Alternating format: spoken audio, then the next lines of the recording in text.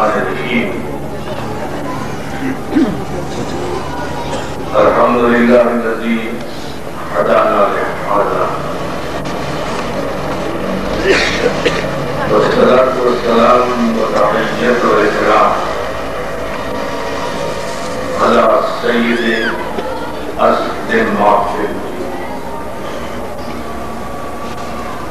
صلی اللہ فی کل موجود نقطۃ دائرۃ الوجود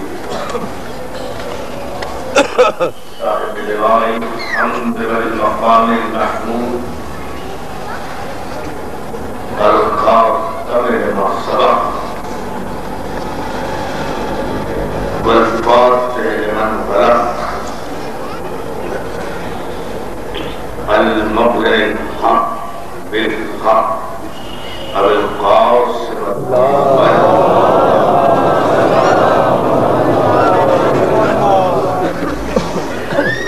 وعلى الطيبين الطاهرين المعصومين المنتجبين المظلومين ولعنة الله على أعدائهم أجمعين من يومنا هذا إلى يوم الدين. أما بعد فقد قال سبحانه وتعالى يا أيها الذين آمنوا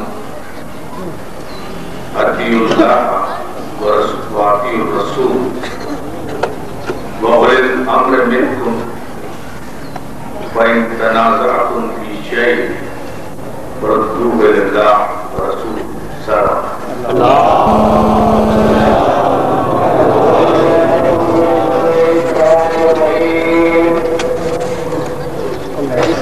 حضرین اکرام تک حضرت نے مدن کربلا حضرت عزیز سید حسین شمسی صاحب کے والد والد کے سارے سوال سلسلے میں اس مقدس آستانے میں یہ عظیم شان سالانہ استعلا جس سے اس وقت خطاب کی سعادت حاصل کر رہا ہوں ماشاءاللہ اور صرف اس برہمی کے باوجود اتنی بڑی تعداد میں مبنی مولانا پر تشریف لانا اس امر کی دلیل ہے کہ حسینیت کسی موقع موسم کی محتاج نہیں.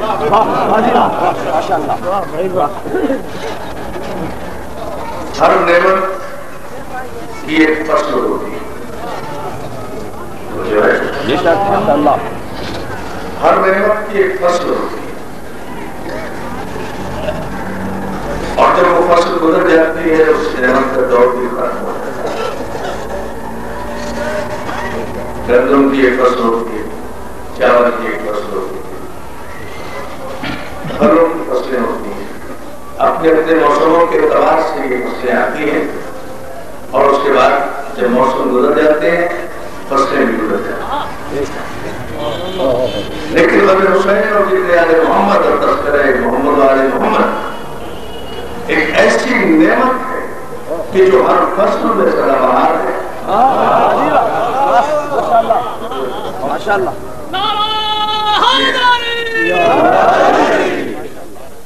ہر موسم میں تازہ ہے, اس لیے کہ اس نعمت کا تعلق انسان کی شکم پرورش سے نہیں ہے.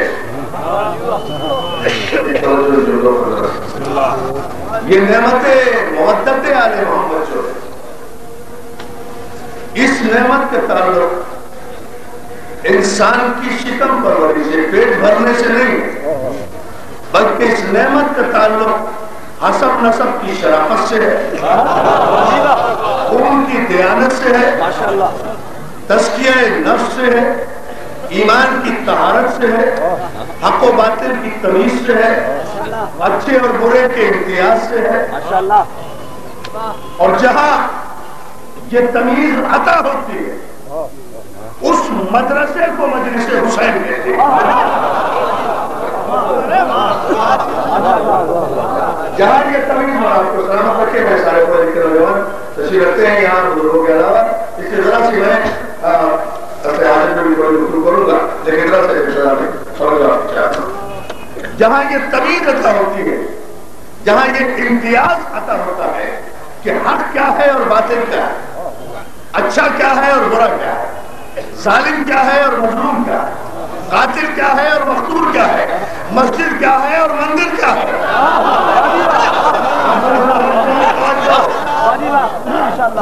مسجد کیا ہے اور مندر کیا ہے بت کیا ہے اور بت شکن کیا ہے اس درسگاہ کو حسینی درسگاہ کہتے ہیں اس مدرسے کو مجلس حسین کہتے ہیں دنیا کے کسی مدرسے میں کسی یونیورسٹی میں کسی دانشکدے کوئی مولوی کوئی پروفیسر دنیا بھر کے علوم تو اپنے طالب علموں کو عطا کر سکتا ہے لیکن دنیا کے کسی مدرسے میں یہ تمیز نہیں سکھائی جاتی کہ قاتل کون ہوتا ہے مقتول کون ہوتا ہے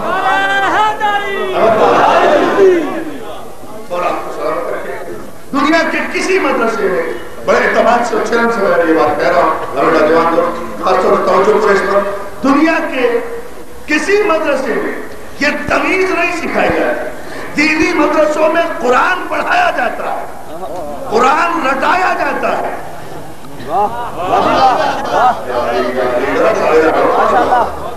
دنیا کے دینی مدرسوں میں جامع ازہر سے لے کر دارالعلوم دیوبند تک دنیا کے مدرسوں میں قرآن پڑھایا جاتا ہے قرآن رٹایا جاتا ہے قرآن کی قرأتوں کی تقسیم کی جاتی ہے قرأت کوفی پڑھائی جاتی ہے قرأت مصری پڑھائی جاتی ہے قرأت عربی پڑھائی جاتی ہے قرأت عجمی پڑھائی جاتی ہے قرآن پڑھایا جاتا ہے قرآن پڑھایا جاتا ہے یا رٹایا جاتا ہے حسین کی مجلس کا مدرسہ وہ ہے جہاں نوک نیزہ پر قرآن سنایا بھی جاتا ہے سمجھایا بھی جاتا ہے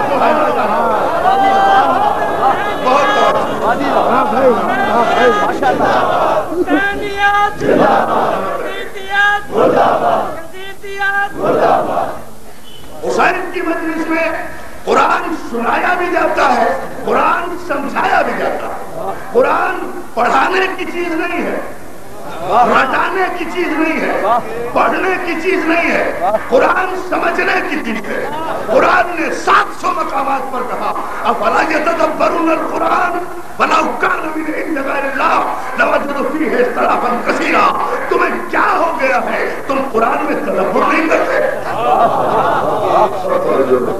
تمہیں کیا ہو گیا ہے تم قرآن میں تفکر نہیں کرتے تم قرآن میں غور نہیں کرتے تم قرآن میں تحقق نہیں کرتے عقل کی دعوت قرآن میں فکر کی دعوت قرآن میں تدبر کی دعوت قرآن میں یعنی جس بات کا حکم دیا گیا ہے تدبر کا تفکر کا تعقل کا اس پر تو مسلمانوں نے 1400 برس میں ایک مرتبہ بھی غور نہیں کیا اور جس بات کا الحمد سے لے کر والناس تک ایک جگہ بھی قرآن میں حکم نہیں دیا گیا کہ مجھے رکھ جاؤ مجھے حفظ کر جاؤ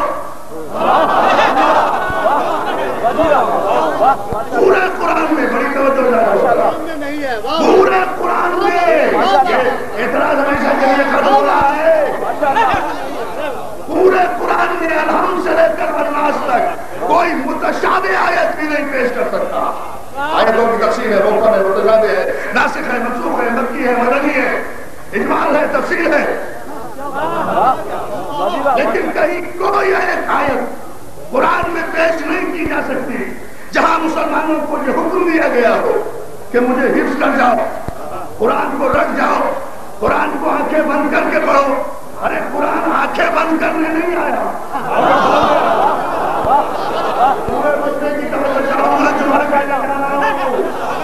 قرآن آنکھیں بند کرنے نہیں آیا قرآن تو دل کے دروازے کھولنے کے لیے آیا ہے اور یاد رکھو کہ جو قرآن کو جنہوں نے ان 1400 برسوں میں آنکھیں بند کر کے پڑھا ہے قرآن نے عذاباً ان سے بینائی چھین کر حاصل بنا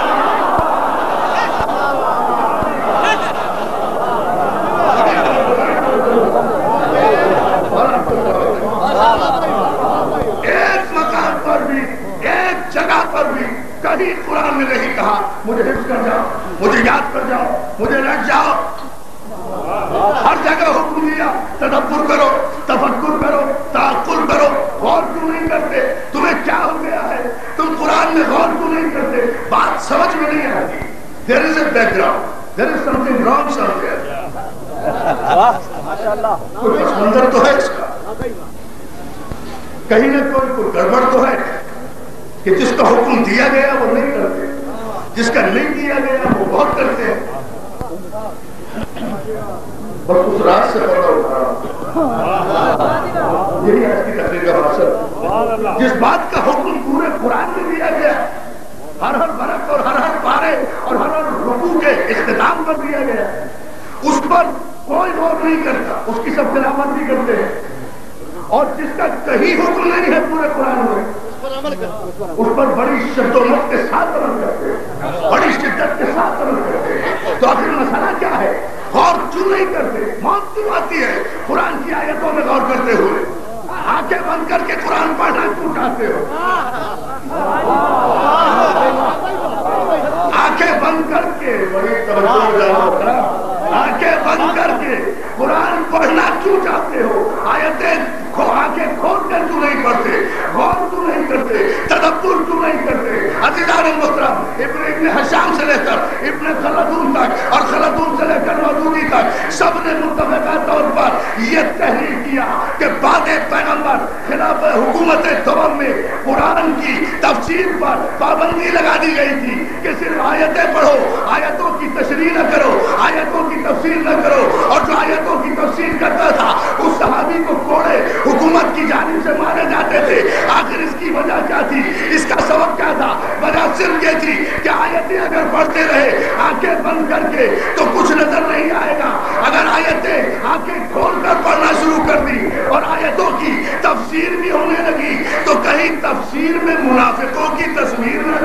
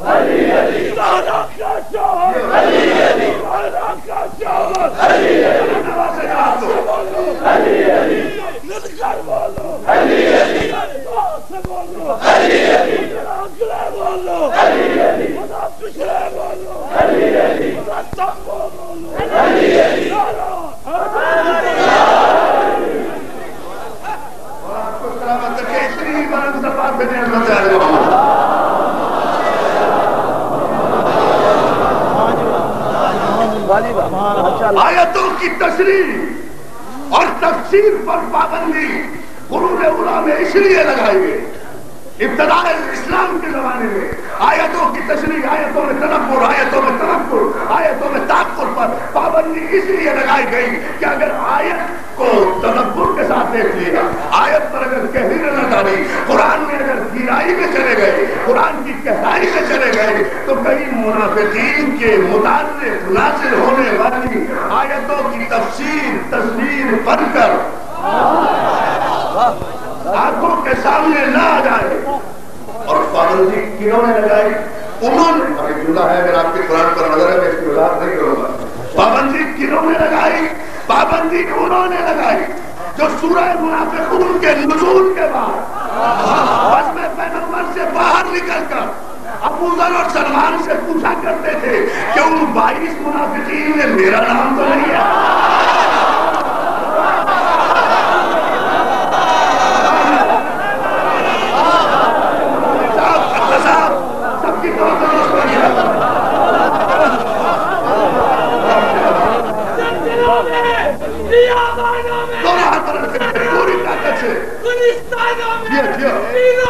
پیر کا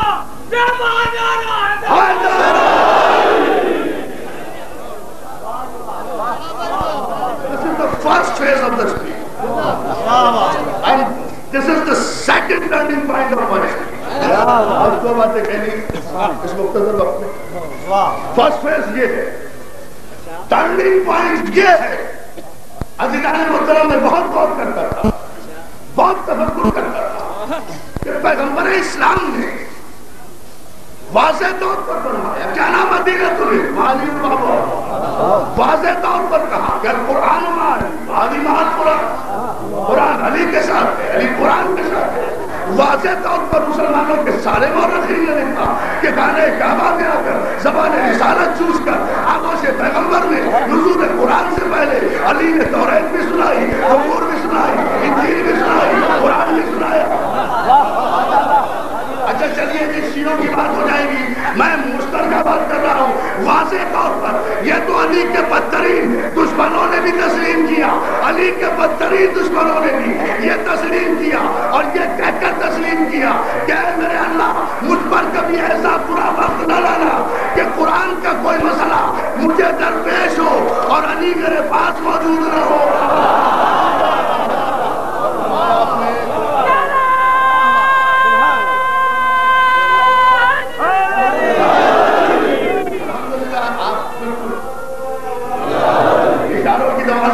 بہت سماعت کے ساتھ ساتھ چل رہے ہیں، اس لیے ذرا سا ایک جملے پر توجہ فرما لیں گے. یہ تو سب نے تسلیم کیا ہے، بڑے بڑوں انہوں نے بھی تسلیم کیا کہ قرآن کو کافی سمجھتے تھے کہ ہم نہ ہوتے، اگر نہیں نہ ہوتے ہم ہلاک ہو جاتے، اگر نہیں نہ ہوتے.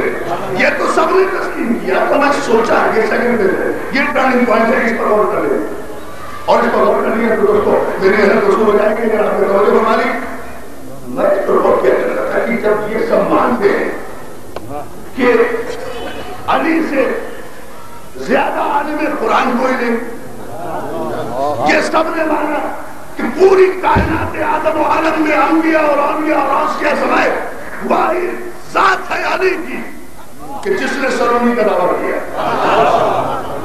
نادی سے پہلے کسی نے سرونی کا دعویٰ کیا، نادی کے بعد قیامت تک کوئی ماں ایسا بیٹا پیدا کرے گی جو سرونی کا دعویٰ کرے. یہ بھی سب مانتے تھے کہ علی نے کہا سرونی سرونی قبل ان تقدم. یہ سب نے تسلیم کیا. علی کے علم کو سب نے مانا، علی کی فضیلت علم کو سب نے مانا، علی کو بعد علم سب نے مانا. سارے اپنے شرعی مسائل حکومت نے علی سے حل کرائے.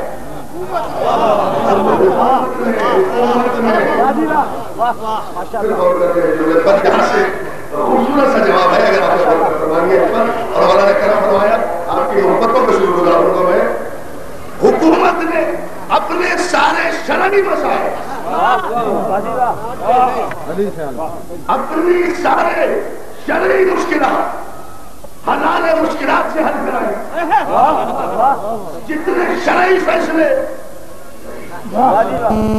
جتنی شریعت کے فیصلے تھے وہ حکومت نے ہمیشہ علی کے پاس بھیجے. علی نے حکومت کے کیے ہوئے فیصلوں کو مسترد کیا، لیکن آج تک کسی حکومت نے علی کے کیے ہوئے شرعی فیصلے کو مسترد کرنے کی جسارت نہیں کی. تو باتیں پہلے بہت توجہ دوستوں اور ظاہر ہے یہ سارے شرعی مسئلے قرآن ہی سے حل ہوتے تھے.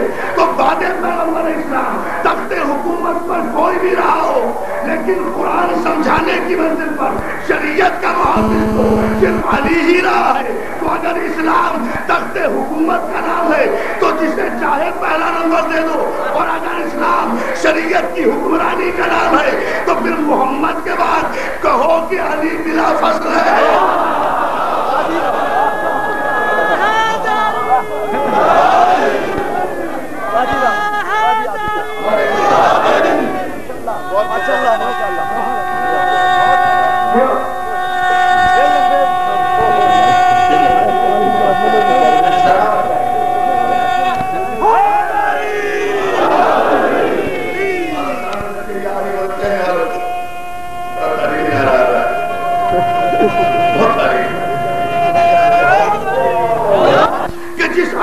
سارے قرآن کے مسئلے پوچھتے تھے، اس علی نے جب قرآن کو تنزیل کے مطابق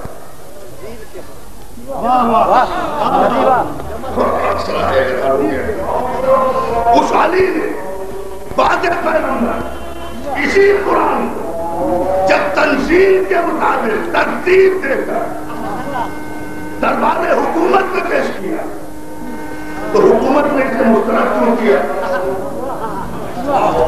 جبکہ علی کا کوئی فیصلہ مسترد نہیں کیا، وہ بھی تو قرآن ہی طور پر تھا۔ علی سے فیصلے لیتے ہیں، علی سے قرآن نہیں لیتے۔ عجیب بدقسمت لوگ ہیں، نبی سے علی نہیں لیتے، علی سے قرآن نہیں لیتے۔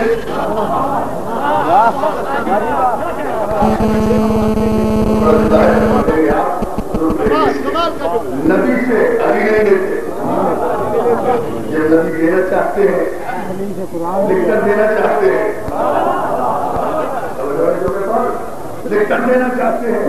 اور صحیح بخاری کے لفظ یہی ہے نا، 66 کی ساری کتابوں کے لفظ یہی ہے نا کہ پیغمبر اسلام نے کہا کہ مجھے قلم اور کاغذ دے دو تاکہ میں تمہیں لکھ دوں، لکھوا دوں نہیں۔ پیغمبر نے کہا میں تمہیں لکھ دوں، میں تمہیں لکھ دوں۔ مجھے اس سے بحث نہیں کہ کیا لکھنا چاہتے تھے، یہ تو طے ہے نا کہ پیغمبر نے قلم بھی مانگا، کاغذ بھی مانگا، اور یہ کہا بھی کہ میں لکھ دوں، میں لکھ دوں۔ میں بھائی جعفر نگیر سے کہوں بھائی مجھے قلم دے دے، کاغذ دے دے، تو اگر یہ اعتبار ہے کہ یہ لکھنا اور پڑھنا جانتا ہے، میرا قلم اور کاغذ مانگنا اس بات کی دلیل ہوگا نا کہ میں لکھنا بھی جانتا ہوں اور پڑھنا بھی جانتا ہوں، اور اگر میں لکھا پڑھا نہیں ہوں تو بجائے اس کے کہ یہ کہے کہ عرفان آبادی آپ کا دماغ خراب ہو گیا ہے، انہیں یہ کہہ کر انکار کر دینا چاہیے کہ آپ قلم لے کر کیا کریں گے، آپ کو تو لکھنا ہی نہیں آتا۔ لیکن کسی نے یہ نہیں کہا کہ حضور آپ کیوں قلم مانگ رہے ہیں، آپ کو تو لکھنا ہی نہیں آتا، بلکہ قلم نہ دے کر یہ ثابت کیا کہ جانتے تھے کہ پیغمبر کو قلم دے دیا تو لکھ دیں گے، کہیں وہی نہ لکھ دیں جس کا ہمیں دھڑکا ہے۔ قلم نہ دے کر، قلم نہ دے کر، قلم نہ دے کر خود اپنے دل کے جوڑ کا اظہار بھی کیا، پیغمبر کے صاحب قلم ہونے کا اقرار کیا۔ یہ تک اب میں جو بات کہنا چاہ رہا وہ یہ کہ جب یہ طے تھا کہ علی سے زیادہ آنے میں قرآن کوئی نہیں، جب یہ جانتے تھے کہ علی سے زیادہ قرآن کا محافظ کوئی نہیں، جب یہ جانتے تھے کہ ثم اورثنا الکتاب الذین اصطفینا من عبادنا، اور ہم نے پھر وارث کیا اس کتاب کا اپنے ان بندوں کو جنہیں ہم نے پوری کائنات میں مصطفیٰ کیا، جب جانتے تھے کہ علی وارث قرآن ہے، جب جانتے تھے کہ قرآن میں یہ آیت موجود ہے کہ فَاسْأَلُوا أَهْلَ الذِّكْرِ إِن كُنتُمْ لَا تَعْلَمُونَ، اہل ذکر سے سوال کرو اگر تمہیں قرآن میں کوئی مسئلہ سمجھ میں نہ آئے۔ جب یہ جانتے تھے کہ علی وارث قرآن ہے تو علی نے قرآن کو جب ترتیب دیا تھا تنظیم کے مطابق اور دربار میں پیش کیا تھا کہ اسے رائج کر دو، اس لیے کہ قرآن کو میں نے تنظیم کے مطابق ترتیب دیا ہے، تمہاری پیدائشی مجبوری ہے تو قرآن جمع تو کر لو گے لیکن ترتیب نہیں دے سکو، اس لیے کہ تمہیں پتہ ہی نہیں کہ پہلی آیت کب آئی، کہاں آئی، کیوں آئی۔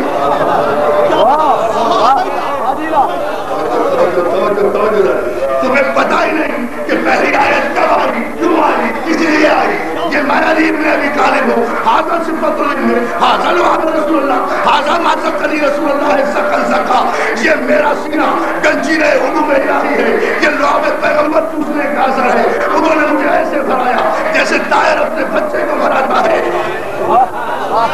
تمہیں نہیں پتا، یہ میں نے تنظیم کے مطابق قرآن ترتیب دے دیا ہے، الحمد للہ کر ورناش تک اسے رائج کر دو۔ تو یہ قرآن علی سے قبول کیوں نہیں کیا؟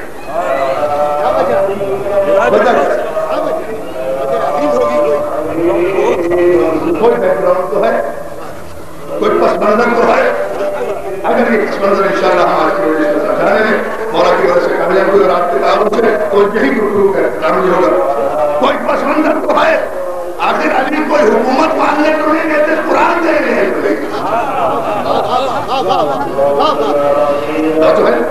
دوسری سائڈ پر یہ ہے کہ زید بن حارثہ جیسے بچوں سے قرآن لے لیتے ہیں جو اس وقت پیدا بھی نہیں ہوئے تھے جب قرآن نازل ہونا شروع ہوا تھا،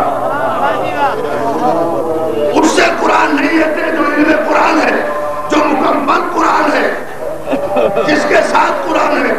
اور توجہ چھوڑے گا کیوں نہیں لیا اس کو؟ کیا سبب تھا؟ حکومت کو خطرہ کیا تھا؟ تخت رضا برمدان کو نہیں ہوگا، تاج کو کوئی خطرہ نہیں. علی تو قرآن دینے گئے تھے، لینے کے علی واپس آ جائے، لیکن کہا کہ نہیں علی آپ کا جمع کیا ہوا قرآن ہمیں نہیں چاہیے. وجہ پورے مجمع کی توجہ بیدار ہو کر اور آپ کو سلامت رکھے علی سے. یہ بہت بڑا اعتراض ہے اور بہت بڑے اعتراض کا جواب بھی اسی مجلس میں انشاءاللہ دے رہے ہیں. علی سے قرآن اس لیے نہیں لیا کہ علی نے صرف یہ نہیں کہا تھا کہ یہ میں نے قرآن تنزیل کے مطابق ترتیب دے دیا ہے، بلکہ علی نے ایک جملے کا اضافہ اور کر دیا تھا. اگر علی صرف یہ کہتے نا کہ میں نے تنزیل کے مطابق جیسے جیسے قرآن نازل ہوا ہے ویسے ویسے قرآن ترتیب دے دیا ہے تو قرآن کو حکومت قبول کر لیتی. لیکن علی نے ایک جملے کا اضافہ بھی کیا جسے ساری تاریخ ہو رہی تھا کہ علی نے کہا اور میں نے تنزیل کے مطابق قرآن ترتیب دے دیا ہے اور 10 پاروں پر آیتوں کی تفسیر بھی لکھ دی ہے اور اس میں یہ بتا بھی دیا ہے کہ کون سی آیت کب کہاں کیوں کس کس کے لیے.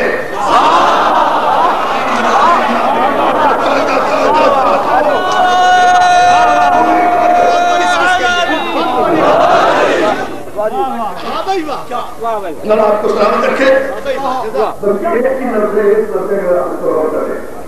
یہ میں نے 10 پاروں کے برابر اس قرآن کی تفسیر بھی لکھی ہے جس میں یہ بتایا ہے میں نے کہ کون سی آیت کب کہاں کیوں کس وقت کس کے لیے. اور یہ جملہ کر گیا کس کے لیے نازل ہوئی ہے. وہی سے حکومت نے کہا یہ قرآن نہیں چاہیے، اس لیے کہ مانے نہ مانے جانتے تو تھے کہ علی نے جس کے لیے جو لکھ دیا وہ لوح محفوظ کا مقدر بن جائے گا. اس لیے قرآن ہی مسترد کر دو. ایسا نہ ہو کہ یہ تفصیلی نوٹ. اب آپ کو توجہ کریں جملے پر یہ کیا ہے جو ہم پر الزام لگایا جاتا ہے. ہم پر الزام لگاتے ہیں نا بھائی ان کا قرآن 40 پاروں کا، یہ الزام ہے نا ان کا قرآن ان کا قرآن 40 پاروں کا. خدا کی قسم ہمارا قرآن 40 پاروں کا نہیں. جاؤ ہماری مسجدیں کھلی ہوئی ہے، ہمارا وہی قرآن ہے جو سارے عالم اسلام کا قرآن ہے.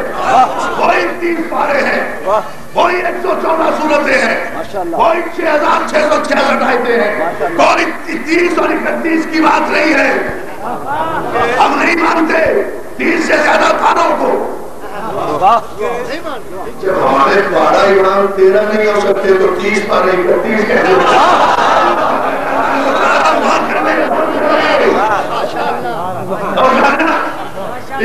پورا بننے کے لیے ہم پر ایک الزام ہے نا یہ کہ ہمارے 40 پاروں میں قرآن ہے.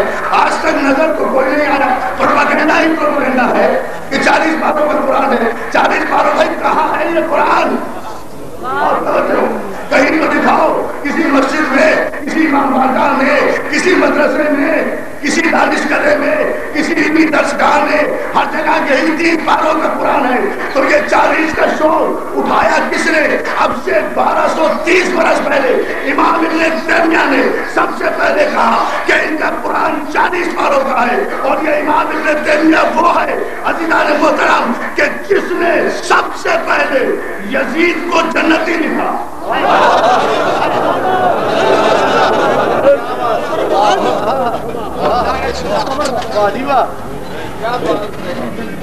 یہ ہے جس نے سب سے پہلے یزید نامہ لکھا، یزید کی برات کا فتویٰ دیا. یزید کو کہا کہ یزید بڑا متقی تھا، بڑا پرہیزگار تھا، جنت میں جائے گا. تو جس جنت میں یزید جائے گا نا، ہم یہاں نہیں کہتے ہیں جنت کو بھی اٹھا کے جنت میں ڈالتے ہیں.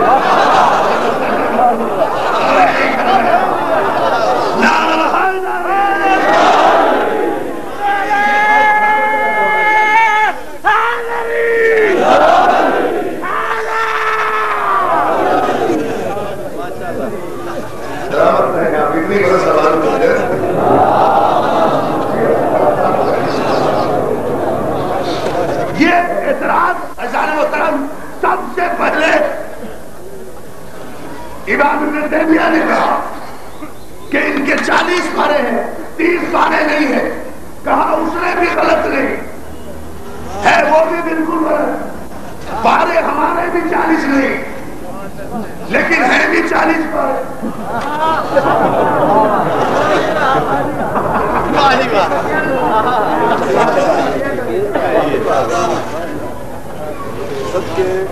پارے ہمارے بھی 40 نہیں 30 ہی ہے لیکن ہے بھی 40.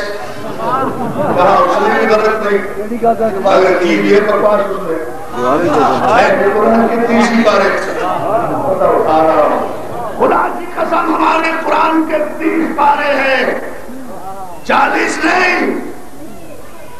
لیکن امام ابن تیمیہ نے جس طرح کہا ہے اس اعتبار سے قرآن کی قسم ہمارے 40 پارے ہیں.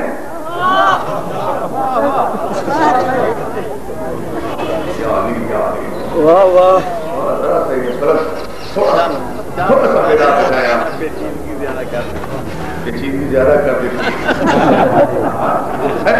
جیسے آپ نے شاہپور میں پڑھا. شاہپور میں بھی ہے مدارس کا مقصد اور مقصد تو یہی ہوتا ہے. سنو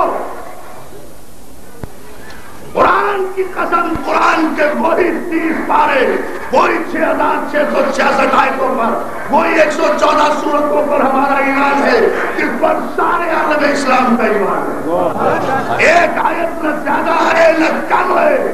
لیکن تم جو یہ 40 پاروں کی رٹ لگا رہے ہو تو امام ابن تیمیہ نے تو علی دشمنی میں 40 پارے کہے تھے.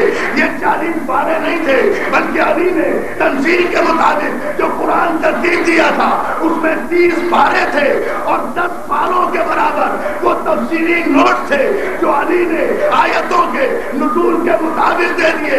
اب اگر علی کی تفسیر کو بھی تم قرآن سمجھنے لگو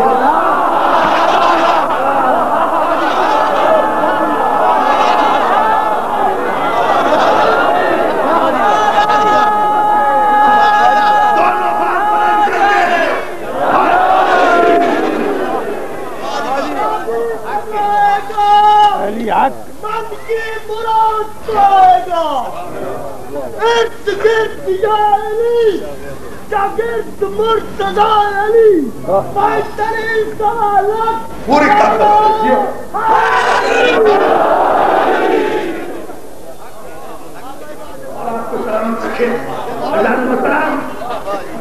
خالی صاحب بڑی خوبصورت باتیں کرنے کے بڑی اچھی باتیں کرنے لگے. لڑائی کیسی، جھگڑا کیسا، جھگڑا کیسا.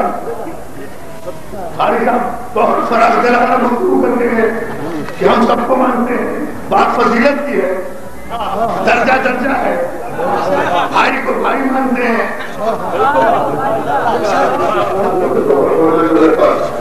بہت بہت لیکن مسئلہ صرف فضیلتوں ہی کا ہے نا. کیا محمد مصطفیٰ کے بعد ساری کائنات میں افضل علی کو مانتے ہیں؟ اللہ کے بعد رسول، رسول کے بعد علی. اب میں پڑھا قرآن کا تدبر تو نہیں کرتے. یا ایھا الذین آمنوا اطیعوا اللہ واطیعوا الرسول، صاحبان ایمان اللہ کی اطاعت کرو، رسول کی اطاعت کرو، واولی الامر منکم، اور اولی الامر کی اطاعت کرو. آیت میں 3 اطاعتوں کا حکم ہے. 1400 برس ہو گئے آج تک مسلمانوں نے کسی اولی الامر کی اطاعت تو کی نہیں. اولی الامر پر جھگڑا کر رہے ہیں کہ کون ہے اولی الامر. آپ کو کس نے کہا، غور کر لیں، آپ کو کس نے کہا کہ آپ یہ طے کریں کہ اولی الامر کون ہے؟ آپ کو تو اطاعت کرنے کا حکم ہے. کہا ہے آیت میں لکھا ہوا کہ اولی الامر کو طے کرو، اولی الامر کو منتخب کرو، اولی الامر کو تلاش کرو. چوروں کے مال بانٹنے کی جگہ پر اولی الامر کا تعین کرو.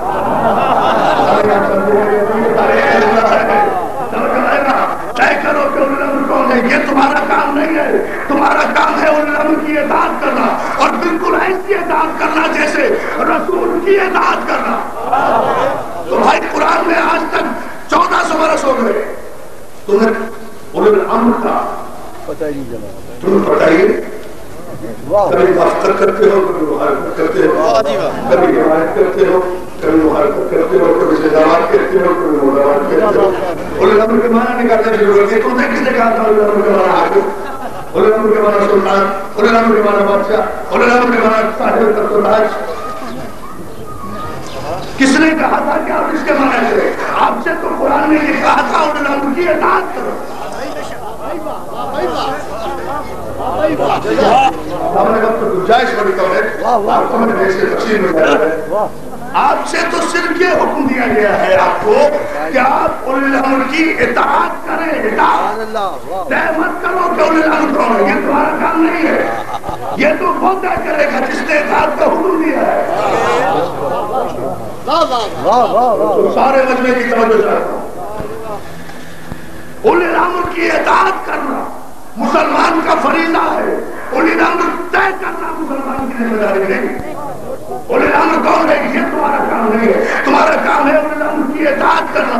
آپ نے کہا اولی الامر کے معنی حاکم, اولی الامر کے معنی بادشاہ. جو تخت پہ آیا اسے اولی الامر بنا دیا, جو تاج پر آیا اسے اولی الامر بنا دیا, جو بادشاہ رکینا بنا اسے اولی الامر بنا دیا, جو فیصل ہوا اسے اولی الامر بنا دیا, جو قاتل آیا اسے اولی الامر بنا دیا, جو بدماش آیا اسے اولی الامر بنا دیا, جو لٹیرا آیا اسے اولی الامر بنا دیا. جو اولی الامر آیا اسے, جو تخت پر آیا اسے اولی الامر بنا دیا, جو لٹیرا اور ڈاکو آیا اسے اولی الامر بنا دیا. جس نے محمدی عرب کو سعودی عرب بنا دیا اسے اولی الامر بنا دیا.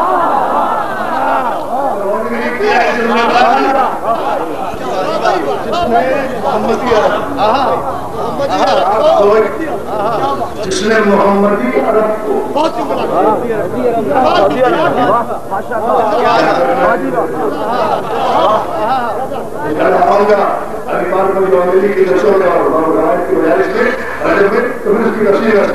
جس نے محمدی عرب کو سعودی عرب بنا دیا. کیا ہے عرب کا تعارف؟ What is the background of Arabian world? کیا پس منظر ہے لٹیروں کا, بینکیوں کا, ابو جہلوں کا, ابو لہبوں کا, قاتلوں کا, ڈاکوؤں کا. یہ تعارف بڑو حیثیت تعارف, بڑو حیثیت انسان سے تعارف ہوئے, بڑو ڈکلائننگ فالو درام امپائر ایٹ اے ڈبر, بڑو پروفیسر فلسفی کے ایسے. ماشاءاللہ ماشاءاللہ سبحان اللہ. آپ غور کریں, میں اس تفصیل میں جانا چاہتا ہوں چونکہ وہ 1.5 گھنٹے کا موضوع ہے, اتنا وقت نہیں ہے. موسم کو آنا ہے میرے بعد, اور اس کے بعد پھر ایک ساتھ تو پھر سامنے آپ کو گزارش کرنے کی ایک اشارہ دوں گا, پھر تفصیل انشاءاللہ علی پاک پہ دعائیں درج کروں گا. لیکن یہ ایک جملہ ضرور ہے میرے, کیا تھا عرب, کیا ہے عرب؟ اس عرب کو جو عزت ملی محمد کی جوتیوں کے ساتھ ہے.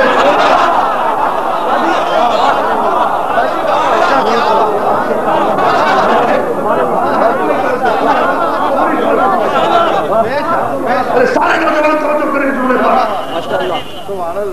اس عرب کو جو عزت ملی محمد کے صدقے میں, یہ عرب جو بلد امین کہلایا محمد کے صدقے میں. قرآن ہے نا گواہ, ایسے گواہ ہے نا, مکی نے مسجدوں میں بطور شیرین بہادر بلد امین, دین کی قسم, زیتون کی قسم, پورے سینہ کی قسم, بلد امین شہر مکہ کی قسم. اس عرب کی کوئی حیثیت نہیں تھی. خدا نے خود اعلان کیا, لأقسم بهذا البلد وانت حل بهذا البلد ووالد وما بلد. میرے حبیب, ہم کبھی قسم نہ کھاتے اس شہر مکہ کی, اس عرب کی, یہ جانوروں کا شہر, لٹیروں کا شہر, بائچیوں کا شہر, قاتلوں کا شہر, خود پرستوں کا شہر, اس قابل نہیں ہے کہ اس کی قسم کھائے. مگر کیا کرے, اس شہر کی قسم ہم نے اس لیے کھائی کہ اس شہر میں ایک تو رہتا ہے, ایک باپ رہتا ہے, ایک بیٹا رہتا ہے.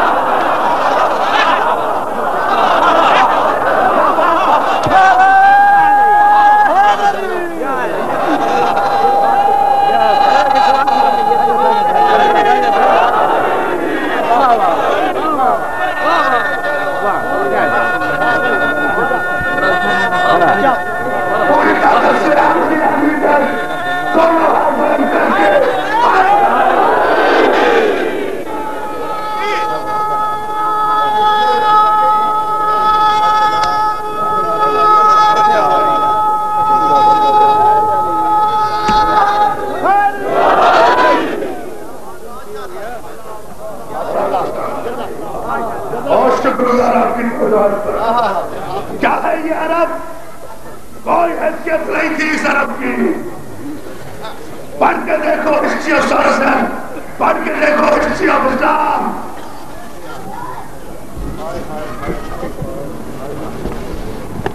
اس عرب کو جو عزت ملی محمد کے صدقے میں ملی، ابو طالب کے صدقے میں ملی، علی کے صدقے میں ملی، جن کی قسمیں قرآن لکھائی. اب اس تصویر میں نہیں رہا، لیکن اور کوئی عزت نہیں اس عرب کی. یہ تو بت پرستوں کا عرب تھا، عذاب الہی کا مرکز تھا.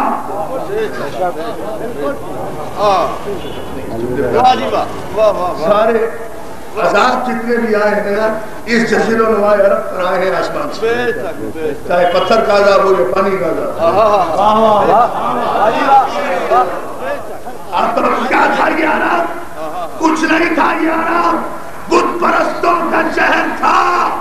اور اگر ذہن حاضر ہے اور کل اور آج کے اخبارات آپ نے پڑھے ہیں تو یہ عرب کی ذہنیت میری 1400 برس کی تقریب کو آج سے مسلسل کر دے گی. یہ عرب بت پرستوں کا شہر تھا. یہی وجہ ہے کہ بابری مسجد کی شہادت پر جب سارے مسلمانوں کے ساتھ عرب ممالک میں بسنے والے پاکستانیوں نے احتجاجی جلوس نکالا تو آج عربوں نے مسجد کی حمایت میں جلوس نکالنے والوں کو اپنے ملک سے نکال کر یہ بتا دیا کہ بت پرستوں کیا ہے.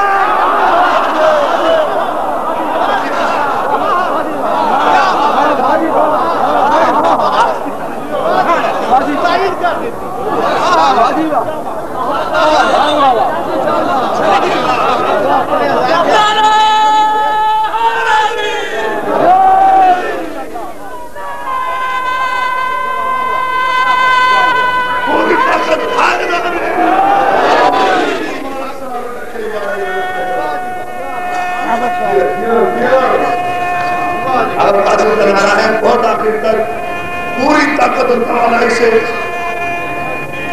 عرب امارات تک اس کا جواب دینا چاہیے.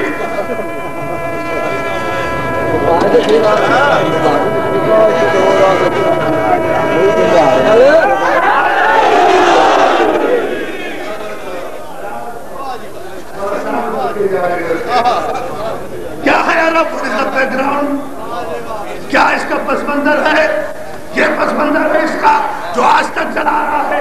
کیا کیا تھا وہاں مزدوری کرنے والے پاکستانی مسلمانوں نے؟ احتجاج کیا تھا ہندوؤں کے خلاف، بت پرستوں کے خلاف، مسجد کے لیے کیا تھا. مندروں میں پیدا ہونے والوں کی اولادوں میں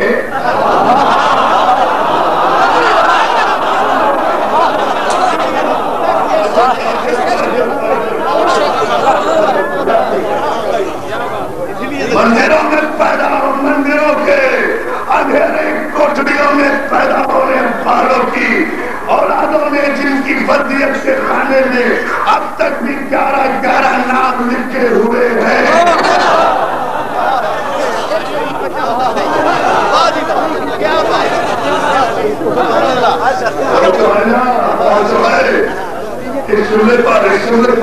یہ میں انشاءاللہ ہر ایک بات میں اس پر تفصیل عرض کروں گا، لیکن یہ جملہ ذہن میں رہے.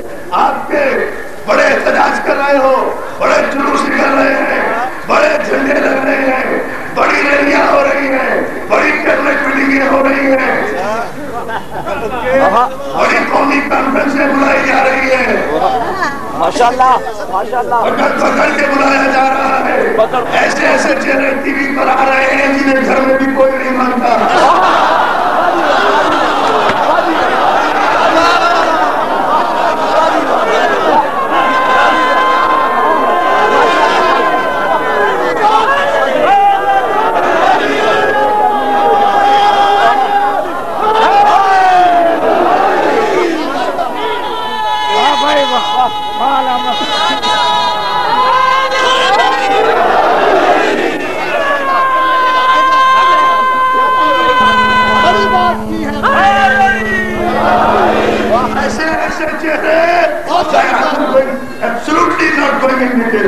یہ تفصیل سے چلا پھر ہم درست کروں گا. میں صرف ایک اشارہ دے کر آگے بڑھنا چاہتا ہوں ہمارے وقت کے پیچھے نکالتا کہ اپنے بھائی لوگوں کو وعدہ کیا اس جملے پر آپ توجہ فرمائیں دوستو. ایسے ایسے چہرے ٹیلی ویژن پر پیش کیے جا رہے ہیں قومی یکجہتی کانفرنس کے نتیجے میں جنہیں اپنے گھر میں کوئی نہیں مانتا, بیٹا باپ نہیں مانتا, بیوی شوہر نہیں مانتی, نہیں کر رہے جملوں پر. یہ کتابت نہیں ہے, سچائی ہے, میری صاحب پوچھ لیا اس لیے کہ ان چہروں کو یہ زیادہ جانتے ہیں. ایسے ایسے چہرے پیش کیے جا رہے ہیں. بہت ہی آپ کی توجہ جملے پر جانے محترم میں چاہوں گا, اور اگر اس پر غور کر لیا تو یہی کرنے کا فیصلہ کچھ جملہ ہوگا. بڑے احتجاج ہو رہے ہیں, بڑی باتیں ہو رہی ہیں, بڑے احتجاج ہو رہے ہیں. ہمارے پاس دعوت نامہ آیا, صاحب آپ کونسل آف اسلامک آئیڈیالوجی کے ممبر ہیں, آپ کو بھی اس کانفرنس میں شریک ہونا چاہیے. ٹیلی فون بھی آیا, ٹیلی گرام بھی آیا, ٹکٹ بھی آیا. میں نے کہا بالکل, میں یقیناً بابری مسجد کی شہادت کے نتیجے میں جمع ہونے والی اس وزیر اعظم کانفرنس میں شرکت کے لیے آمادہ ہوں, لیکن میں جنت البقیع کا فوٹو بھی ساتھ لاؤں گا.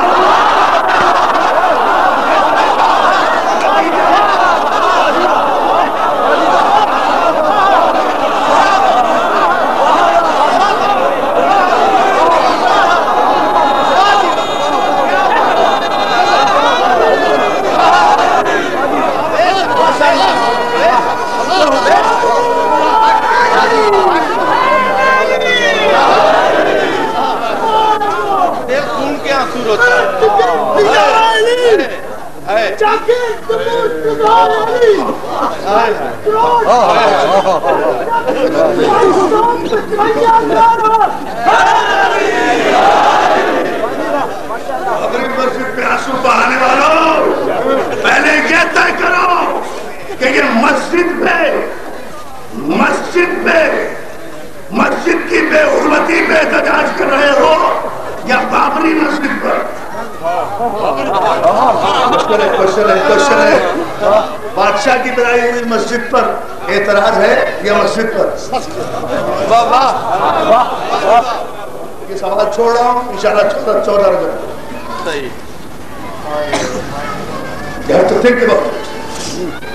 یہ بابری مسجد کی بے حرمتی پر احتجاج ہے یا مسجد پر؟ یہ بادشاہ کی بنائی ہوئی مسجد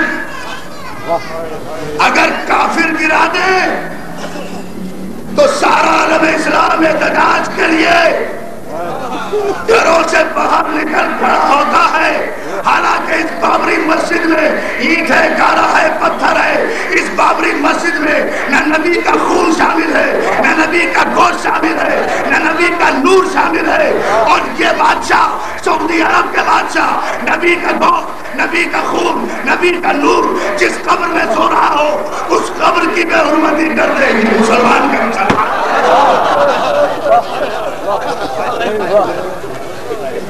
بڑی بات کہی, بہت بڑی بات کہی, بہت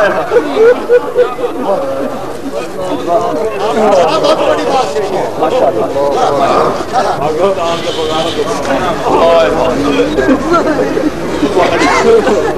بابری مسجد نبی کا خون شامل ہے. کسی بادشاہ نے یورپ ایودھیا کا جس نے فتح منانے کے لیے بابر نے ایک مسجد تعمیر کر دی ہوگی.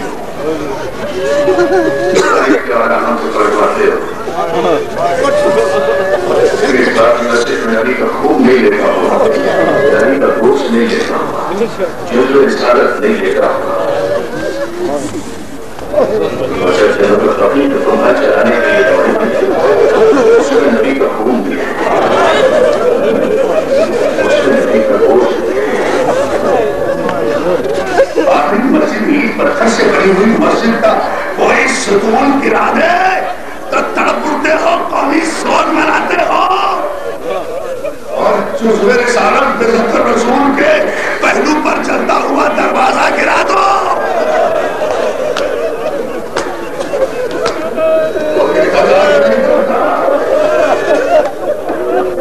یہ مہینہ بھی مہینہ ہے, یہ واقعی مقدس بیوی کی ولادت کرنے کی شہادت کریے, اور یہ جو بیویاں بھی آئی ہیں اللہ کو سلامت رکھے, اسی پر ختم کرو.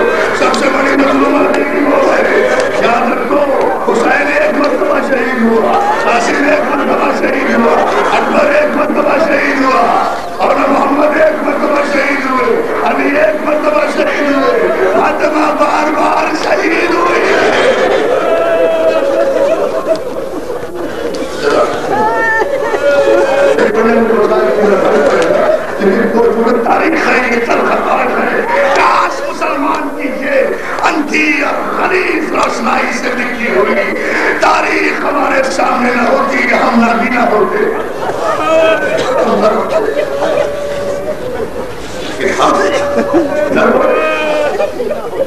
خواتین بیٹھی اللہ تمہارے پر سلام کرے اور تمہارے وارثوں کو سلام کرے اتنے اطمینان سے بیٹھی ہوئی اس لیے تمہارے پردے میں محفوظ ہیں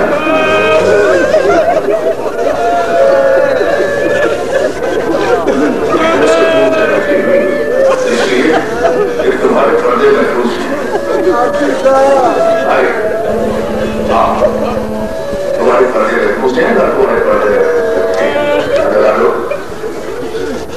ایک مسجد سے ہی ہو اتنی علامت اور بات ہمیں بھی افسوس ہے ہم بھی اس قبر عالم کی شریک ہم بھی کہتے ہیں کہ جو مسجد کو شہید کرے وہ کافر ہے اور جو فاطمہ کے جسم پر دروازہ لگا دے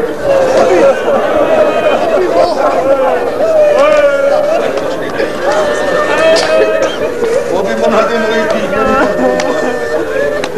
وہ بھی منہدم ہوئی ہے یہ بھی منہدم ہوا آپ کو کیا پتا کیسے منہدم ہوا دوستو آگے دروازہ درمیان میں بطول پیچھے دیوار اور بطول سر پہ چادر ڈال کر مسلمان سے کہہ رہی ہے تو اس گھر کو جلا دو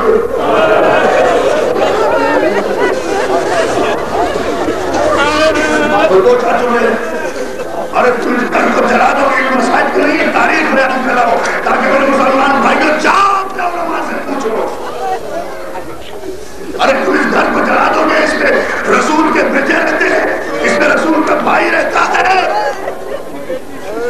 اس میں رسول کی بیٹی رہتی ہے یہاں جبرائیل نازل ہو کرتا تھا اس زمانے پر تم عالمی کھڑے ہو یہاں رسول آ کر سلام دیا کیا سن رہے ہیں بدماش نے کیا کہا نہیں چھپاؤں گا اس لیے کہ تاریخ ہے مسائل نہیں ہے یہ قیامت ہے جو ہم تک گزری ہے اس گھر کو جلا دو گے دوستو غلط کہتا ہے شبلی نوانی عرفان آفتی اپنے پورے مطالعے کی ذمہ داری سے کہہ رہا ہے تاریخ کا طالب علم غلط کہتا ہے شبلی نوانی کہ آگ لگانے کی دھمکی دی نہیں دروازے کو آگ لگائی گئی اور کی طرف رسول آگ لگانے کی دھمکی دی نہیں گئی آگ لگائی گئی اور جب دروازے نے آگ پکڑ لی تو دروازے کو دھکا دے کر یہ جملہ کہا مسلمان نے میں کچھ نہیں جانتا اور کسی کو نہیں مانتا نہ رسول کو مانتا ہوں نہ رسول کی بیٹی کو مانتا ہوں نہ رسول کے بھائی کو مانتا ہوں علی کو باہر نکالو جلتا ہوا دروازہ اور دیوار کے درمیان رسالت کا ٹکڑا ہے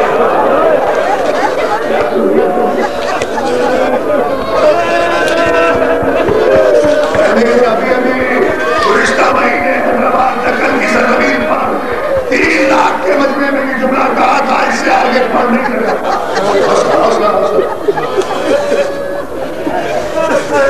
چلتے ہوئے دروازے اور دیوار کے درمیان رسالت کا ٹکڑا ہے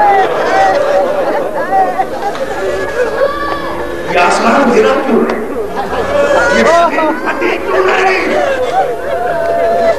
قیامت کیوں نہیں آئی دروازے اور دیوار کے درمیان رسالت کا ٹکڑا ہو گیا فتنہ توڑی چلتے ہوئے دروازے کو اٹھا کر دیکھا فاطمہ کا ہاتھ پکڑ کے اٹھانا چاہا تو میری ماں بہنوں یہ جملہ تمہارے لیے نظر کر رہا ہوں برداشت کرنا مگر سینے پر ہاتھ مار کے تو بطول کہتی ہے فضا عارش کا اٹھانا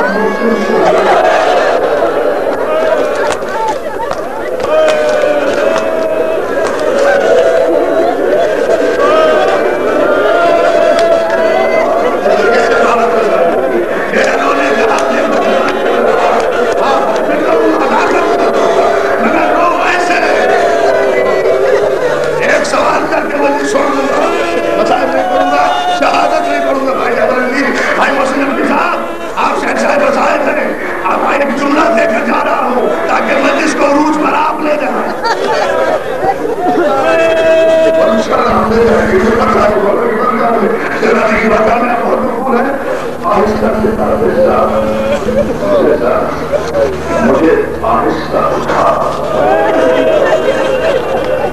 حسین شہید. اور پھر لیٹے لیٹے پوچھتی ہے فاطمہ زہرا کہتے فضا مجھے رہنے دے پہلے یہ بتا حسنین کے بابا کہاں.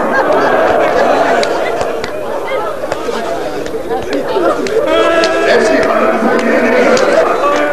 میں بھی شوہر کا خیال ابو الحسن کہاں ہے حسنین کے بابا کہاں ہے.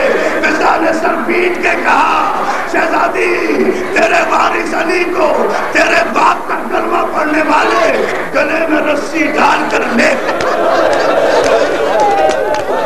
قسمت تو دیکھو نا.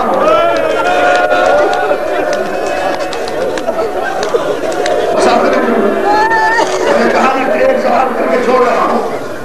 مجھ کو اتنا سننا تھا اتنا سننا رشید راوی فرمایا کرتے تھے اتنا سننا تھا کہ وہ فاطمہ جس سے ابھی اٹھا بھی نہیں جا رہا تھا ایک مرتبہ ہاتھ بڑھا کر کے فضا علی کو گرفتار کر کے یہ ہے علی کے گلے میں رسی. پتا مجھے جلدی اٹھا ابھی جس سے اٹھا نہیں جا رہا تھا. مجھے جلدی اٹھا. فضا نے اٹھایا کہا میرے تبرکات کا صندوق ہوا. میں اپنے باپ کے تبرکات کا صندوق آیا. رسول کی آبا اٹھائی فاطمہ نے اپنی دوست بڑھائے. رسول کا امامہ لیا پھر سر پڑھا. آج فاطمہ رسالت کا لباس پہن کر حسن حسین کو ساتھ لے کر اپنے رسول پر آ کر کہتے بابا بابا.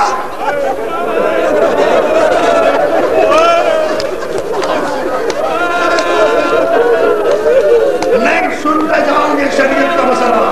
نہیں حق ہے کسی بیٹی کو شریعت کی روح سے کہ باپ کی پگڑی اپنے سر پہ رکھے.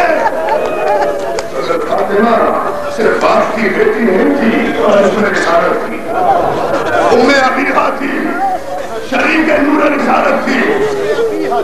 ام عبیہہ تھی صرف باپ کی ماں تھی. وسائل نہیں پڑھنے بہت بہت ایک جملہ کہنا ہے.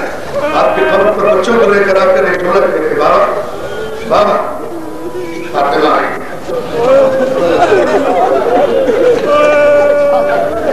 سنو بابا بابا فاطمہ آئی.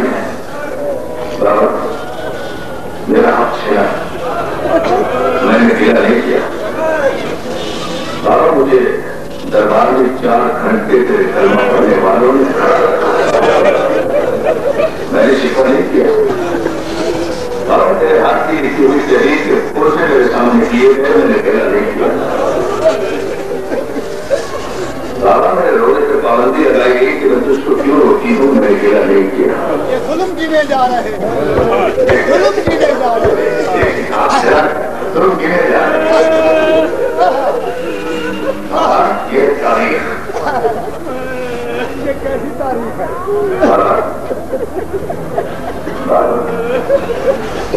میرے دروازے پر آگ آئی. میں نے گلا نہیں کیا. میں اپنی آپ سمجھ جاؤ چلا. میرے دروازے پر تیرے کلمہ پڑھنے والے آگ لے کر آئے. میں نے گلا نہیں کیا. بابا میرے دروازے کو آگ لگا دی. میں اس کا گلا کرنے نہیں آئی. بابا چلتا ہوا دروازہ میرے جسم پہ گرا. بابا چلتا ہوا دروازہ میرے جسم پر تیری امت نے گرایا. میں اس کا گلا کرنے نہیں آئی. اور پھر آہستہ سے کہتے اس نے روانی ملنا. بابا بابا شاید ہی کائنات میں کوئی بیٹی ہو غریب سے غریب بیٹی ہو جس پر یہ وقت آیا ہو کہ وہ ماں کے بغیر اپنے باپ سے یہ کہے کہ بابا کا مستقبل بیٹیاں ایسی باتیں ماں سے کیا کرتی ہے باپ سے نہیں کیا کرتی. آپ کرو بات.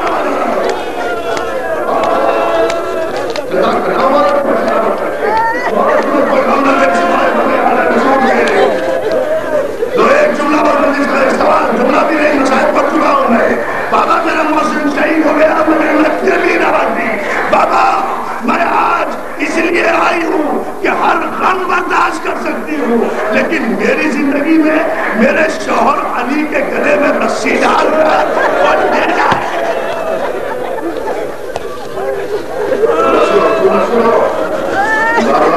بابا میں یہ برداشت نہیں کر سکتی، بابا یہ برداشت نہیں کر سکتی، اور آج تیری قبر سے میں گناہ کرنے نہیں آئی بابا، آج بد دعا کرنے کے لیے آئی ہوں۔ میں بد دعا کروں گی، ابھی مدینہ غرق ہوگا، ابھی آسمان ٹوٹے گا، اور یہ کہہ کر عزادارو جناب فاطمہ نے حسن حسین کو کعبے کا اپنے ننھے ہاتھ بلند کرو، میں نہ ملاؤں گی، تم آمین کہنا۔ ابھی حسن حسین نے ماں کے ساتھ ہاتھ بلند کیے تھے، سکینہ کے ابھی لب ہلے بھی نہیں تھے کہ مسجد نبوی کے ستون ہلنے لگے۔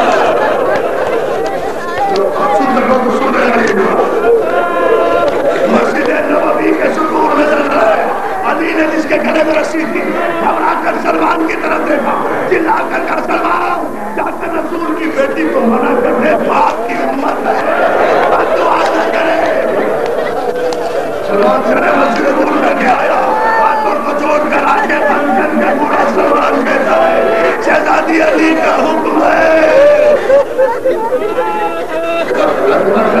دو لوگ مجھے ایک سوال کر کے بندہ کرنا، اور یہ سوال مسئلہ آ گیا۔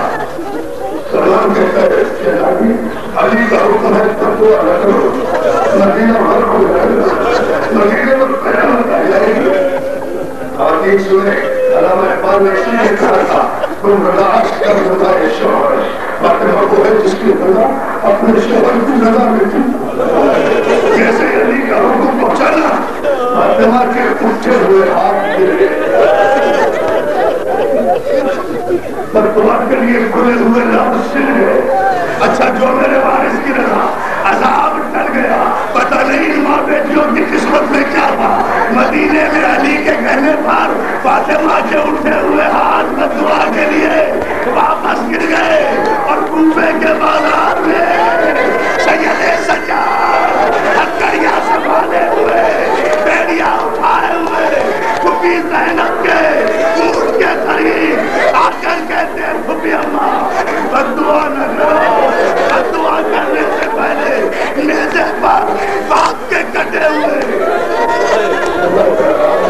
آخری دعا باپ کے کٹے ہوئے سر کو دیکھ لو، اگر عالم زینب کے ہوش سے گئے، حسین کا شریعت پر برگار کر رہا تھا، زینب پر دعا نہ کرنا، بازار میں چلی جا، دربار میں چلی جا، نانا کی عورت ہے، میری کمائی برباد کرو۔ اچھا جو میرے بھائی کی رہا مسلمانوں، ایک بابری مسجد کے ماتمداروں، آخری سوال کر کے میں خبر کر رہا ہوں، اور چونکہ مسائل کی فراغ کی تاریخ ہوئی، طرف دیوار شامل کے گنا اور بیچ میں جس کو اس جملے پر روک کر مسلمانوں، ایک بابری مسجد کے ماتمداروں، مجھے ایک سوال کا جواب دو گانے شامل، اور لکھنے والوں لکھ کر حکومت تک پہنچاؤ۔ تم نے کائنات میں کسی غریب سے غریب آدمی کی کوئی ایسی بیٹی دیکھی ہے جس کے سر کے بال 18 برس کی عمر میں سفید ہو گئے؟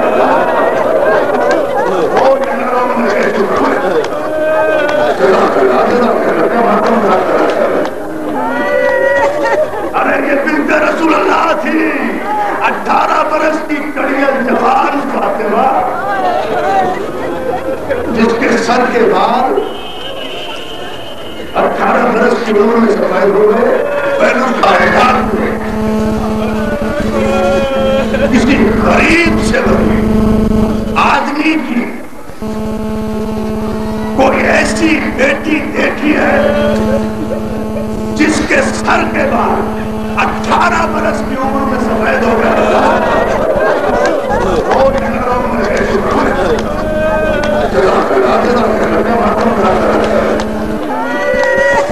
ارے یہ بنت رسول اللہ تھی، 18 برس کی کڑیل جوان فاطمہ، جس کے سر کے بال 18 برس کی عمر میں سفید ہو گئے، پہلو سے رسا ہو گیا، کام چھوٹ گئی۔ کائنات کوئی واحد جوان ضعیفہ ہے